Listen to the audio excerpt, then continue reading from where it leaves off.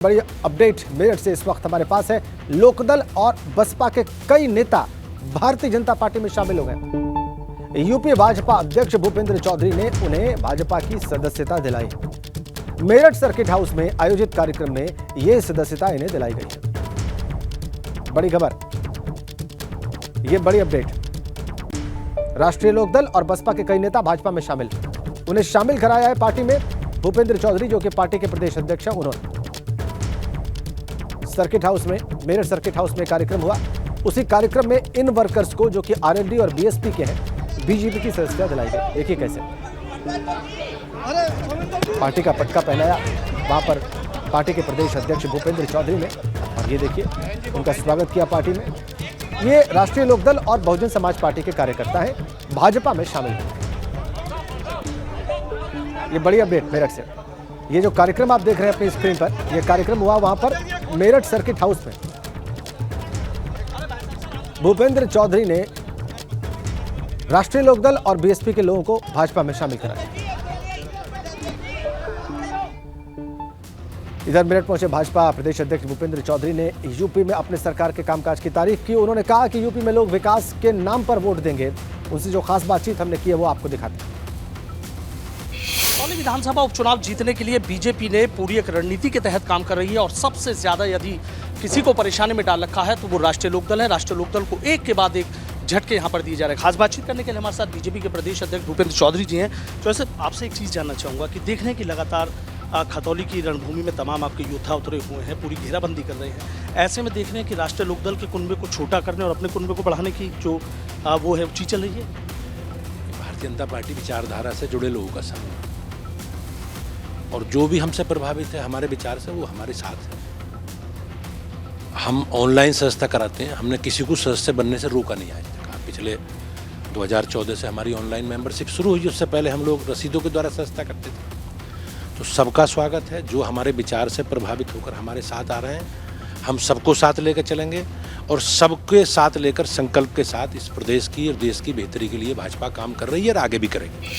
जिस तरीके से देख रहे हैं कि जो खतौली के चुनावी नतीजे हैं वो खाली खतौली नहीं बल्कि पूरे पश्चिमी उत्तर प्रदेश में सियासी हवा का रुख तय करेंगे। निकाय चुनाव नज़दीक हैं, उसके बाद 2024 नज़दीक है। तो ऐसे में जिस तरीके से एक रणनीति के तहत आप काम कर रहे हैं, तो आपको लगता है कि उसमें एक के बाद एक जो बड़े कदम है वो उठाए जा रहे हैं और सफलता मिल रही है? भारतीय जनता पार्टी की गतिविधियाँ नियमित चलती हैं। ऐसा नहीं कि चुनाव आ गया तो हमारी सक्रियता शुरू हो गई। हम लोग 12 महीने 360 दिन 24 घंटे जनता के बीच में बीजेपी का कार्यकर्ता है। हमारा बड़ा स्ट्रक्चर है, और उस स्ट्रक्चर के आधार पर अपने कार्यकर्ताओं की सक्रियता, मेहनत के आधार पर हम लोग चुनाव लड़ते हैं, हमेशा लड़ते रहे। और पिछले समय से इस प्रदेश की महान जनता का आशीर्वाद हमें मिला है। आपने देखा होगा लोग शोर मचाते थे, क्या होगा जी पश्चिम में, जानकारी है आपको? तो पहले चरण में 58 सीटों पर चुनाव हुआ विधानसभा का। कितने हुए? 58। और आंदोलन से सबसे ज़्यादा प्रभावित क्षेत्र वही था, और हमसे प्रभावित भी वही क्षेत्र था। समझ रहे हो हमारा कौन सा?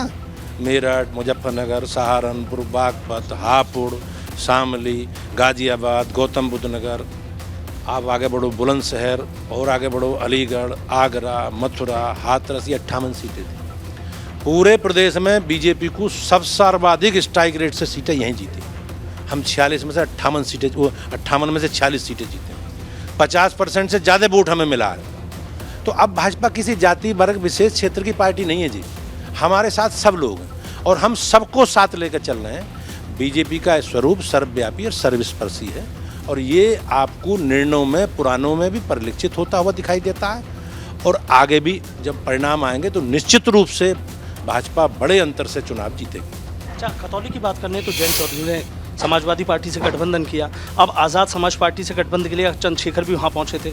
जयंत का सीधा कहना है कि ये जो गठबंधन है ये दिल्ली तक एक बड़ी लकीर खींचने का काम। पिछली बार लोकसभा में समाजवादी पार्टी, बहुजन समाज पार्टी, कांग्रेस, राष्ट्रीय लोकदल सारे गठबंधन में थे बीजेपी के खिलाफ।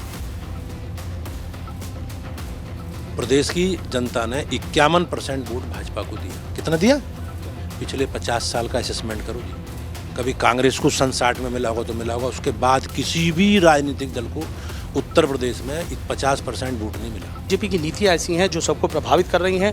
तीनों सीटों पर जो उपचुनाव हो रहे हैं उनका सीधा कहना है कि तीनों उपचुनाव बीजेपी ही जीतेगी। और खास तौर से जिस खतौली की रणभूमि का पूरी तरीके से जिम्मा भूपेंद्र चौधरी जी संभाल रहे हैं, सीधा कह रहे हैं कि बाहुबली और महिला के बीच की भले ही जंग हो, लेकिन बीजेपी वहां रिकॉर्ड तोड़ मतों से चुनाव जीतेगी। वीडियो जर्नलिस्ट सत्येंद्र सिंह के साथ सनुज शर्मा, एबीपी गंगा, मेरठ। आइए अब आपको बता देते हैं विस्तार में कि कौन कौन से नेता भारतीय जनता पार्टी में शामिल हुए हैं। लोकदल और बसपा के, राष्ट्रीय लोकदल और बसपा के कई नेता भारतीय जनता पार्टी में शामिल हुए हैं और उन्हें सदस्यता दिलाई है, मेंबरशिप दिलाई है यूपी भाजपा के प्रदेश अध्यक्ष भूपेंद्र चौधरी ने। आपको बताएं कि मेरठ सर्किट हाउस में यह कार्यक्रम हुआ जिसमें मेंबरशिप दी गई उन्हें भाजपा की। और लोकदल मोदीनगर से विधायक रहे सुदेश शर्मा भाजपा में शामिल हुए हैं। राष्ट्रीय लोकदल के नेता भोपाल सिंह गुर्जर भाजपा में शामिल हुए हैं। संजय जाटव राष्ट्रीय लोकदल छोड़कर भारतीय जनता पार्टी में आए हैं। नेहा सिरोही ये भी भारतीय जनता पार्टी में शामिल हुई हैं। और आपको बताएं कि डॉक्टर यशवंत चंद्र सागर बसपा छोड़कर भारतीय जनता पार्टी में आए हैं। मुकेश सरला बसपा छोड़कर भाजपा में आए हैं। धर्मवीर सिंह लिसारी बसपा छोड़कर भारतीय जनता पार्टी में शामिल हुए हैं।